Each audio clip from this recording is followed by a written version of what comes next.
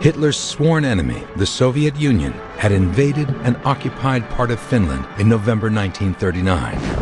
Nearly 2 years later, after Hitler invaded Russia, unoccupied Finland used the opportunity to attack Russia and reclaim its lost territory.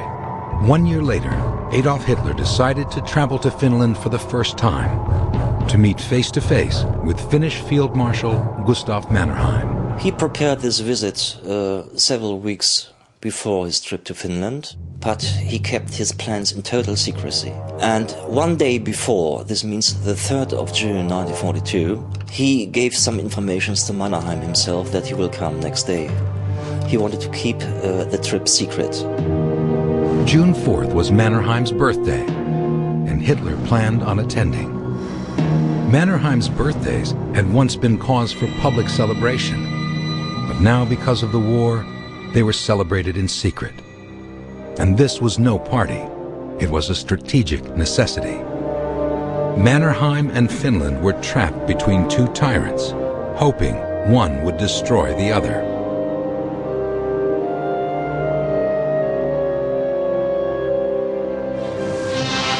Der Führer verlässt das Hauptquartier des Generalfeldmarschall von Bock.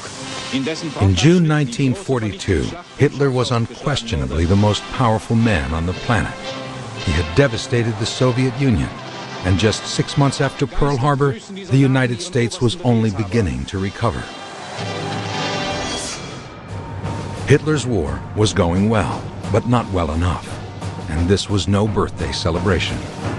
Well, I think the moment for Hitler's visit to Finland was chosen very cleverly. On the one hand, it was in the broader context of grand strategy. Hitler's lightning war, his blitzkrieg, had bogged down in the Soviet Union. He needed the Finns to fight by his side, to tie down as much of the massive Soviet army as possible. Hitler understood the meeting with Mannerheim very much as the meeting of two soldiers. He wished to meet him as a comrade in arms.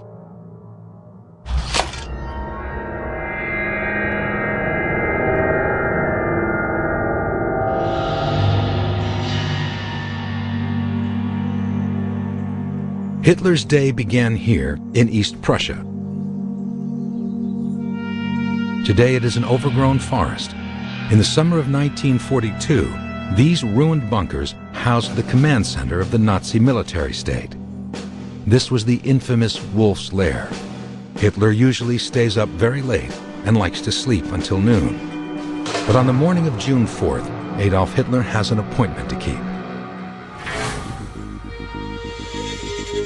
At 8:35 a.m., his private plane, a converted Focke-Wulf 200 Condor bomber, rolls onto this airstrip and prepares to take off. But there is a problem. The brakes are jammed, a sometimes lethal design flaw of the Condor. These brake drums could catch fire on takeoff, and when the wheels are retracted, the burning tires could be lying directly under the fuel tanks. The problem is fixed, and Hitler takes off. The security arrangements for Hitler's flight were intense. All along his flight path, anti-aircraft guns were ready to repel any threat from the air. In the Baltic Sea, Finnish and German boats patrolled, ready to fight or ready to rescue. Nothing was left to chance.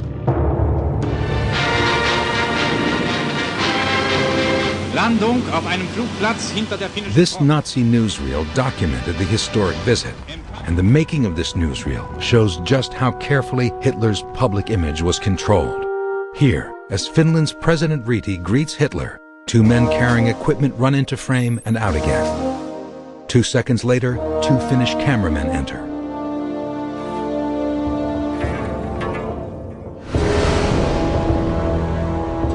What this edited film cleverly conceals is that when Hitler landed in Finland, his plane narrowly missed hitting a factory chimney, braking so hard on landing that one wheel caught fire.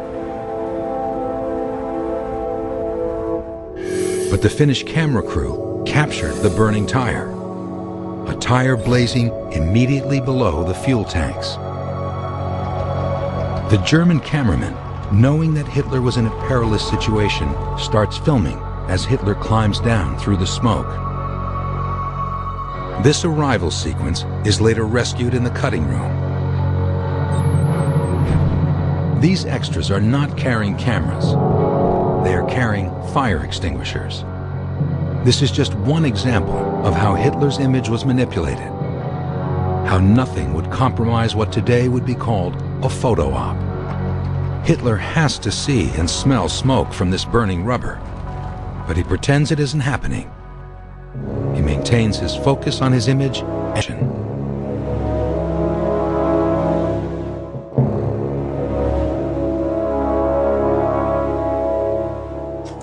While these official greetings were being filmed at the airfield, sound engineer Tor Domain set up microphones inside Mannerheim's special train.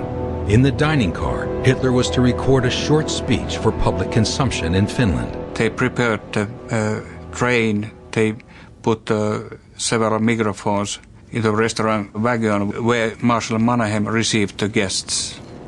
Domain had positioned 2 microphones between the luggage racks over Mannerheim's table in the dining car. The cable ran outside to where Domain had set up his recording equipment, 2 state-of-the-art reel-to-reel tape recorders. They wired these microphones securely to fit the space, hiding them in birch leaves so they were nearly invisible.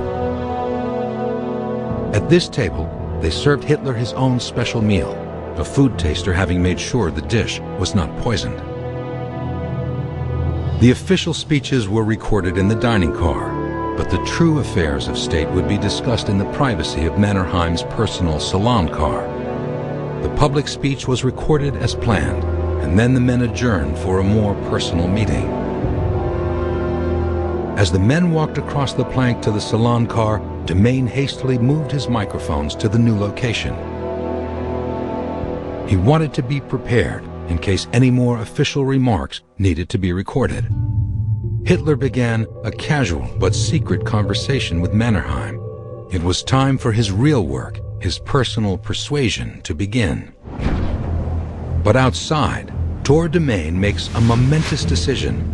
Having set up his microphones, he decides to keep recording the now private conversation.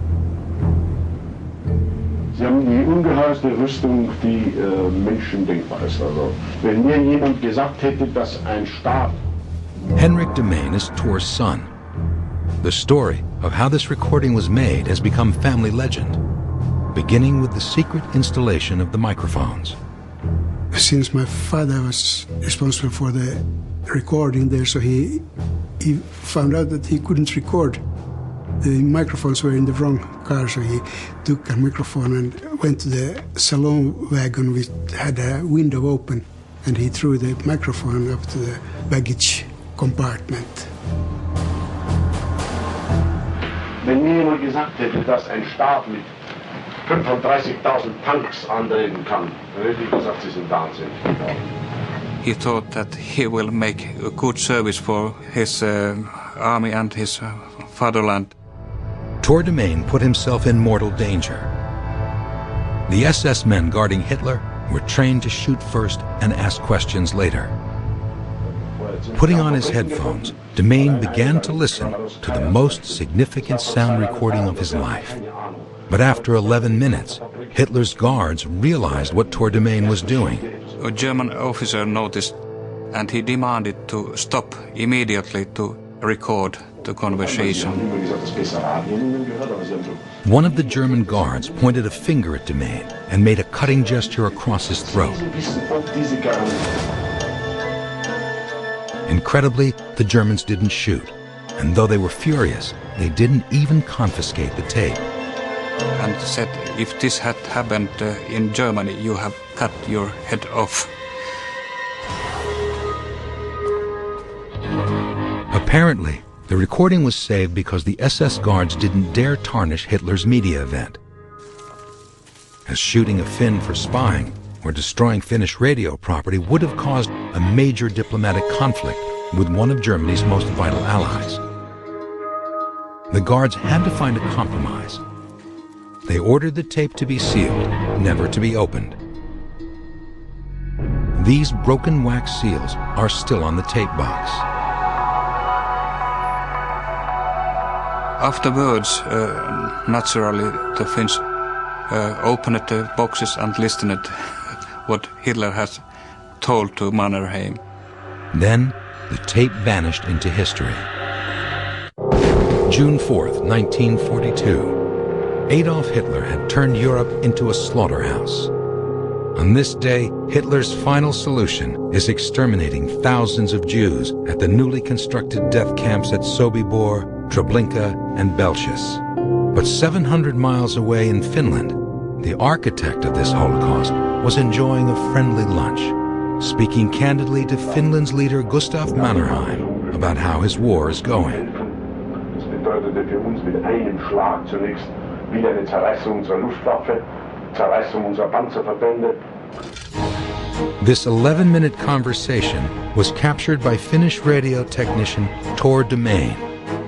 Those who have heard it believe it provides an extraordinary perspective of the private Adolf Hitler, the Hitler who seduced a nation.